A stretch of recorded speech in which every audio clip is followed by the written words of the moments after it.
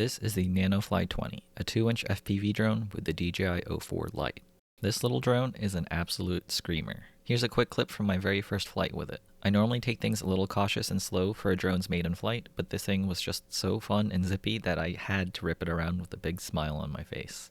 No prop guards and a lightweight design means that the drone has a pretty incredible power to weight ratio. But all this power comes with one major drawback, which I'll get to later in the video.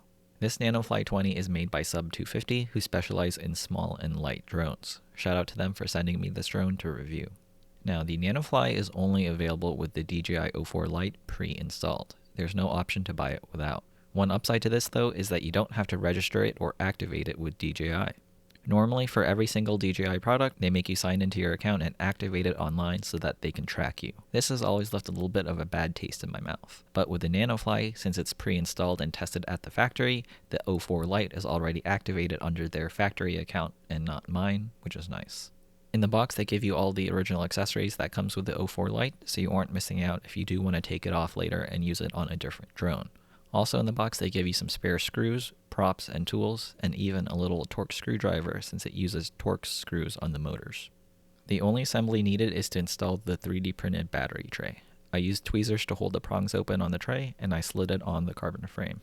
For batteries, they recommend their Sub250 branded 2S 530 mAh LiPos. I also found out that the Lava 550 packs are a perfect fit, they just weigh a couple of grams more. With the Sub250 pack, it weighs 69 grams. Nice. With the Lava 550 pack, it weighs 71 grams. And here's the full setup. The Nanofly20 drone, DJI goggles N3, and a Radio Master Pocket radio. If you have a DJI FPV Controller 3, you can use that too instead of the Radio Master Pocket. The Nanofly20 is an open prop design, so ideally you'll be zipping it around outside rather than inside. Flight times will vary depending on how hard you push it and the temperature. To test flight times more consistently, I'm starting to do indoor flight time tests down to 3.5 volts per cell. The Nanofly20 achieved a 5-minute flight time indoors, which is in the same range as the Pavo 20. The main advantage of the Nanofly is its low weight. This makes it feel extremely agile and nimble in the air, and it flies more like a 5-inch freestyle drone than a slower Cinewhoop. Less weight means less momentum, allowing the drone to change direction in the air faster, and no prop guards also means less inertia, so the drone can pivot on its axis more freely. And so even though this is only a 2S drone, it flies a lot more like its bigger freestyle drone counterparts.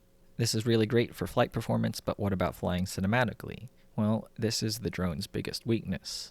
The DJI O4 camera is mounted like any other normal FPV camera, screwed to the canopy of the drone. But unfortunately, the gyro on the O4 is extremely susceptible to vibrations. That means that even though the O4 can record in 4K, we can't stabilize the footage because the gyro data is too noisy. The unstabilized 4K footage still looks fine though, so if you just want to share your rips around a park, it'll do just fine.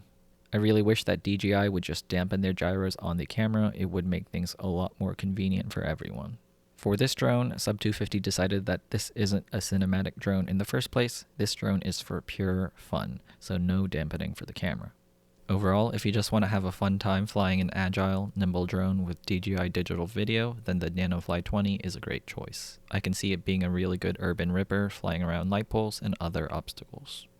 The camera angle is fully adjustable. You can angle it completely horizontal or all the way up to completely vertical, so whatever angle you want, you got it.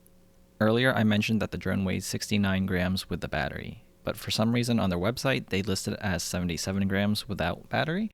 That seems wrong, it's a lot lighter. Just something to note if you're looking at the specs on the website thinking it was a heavy drone. It's not, it's really light.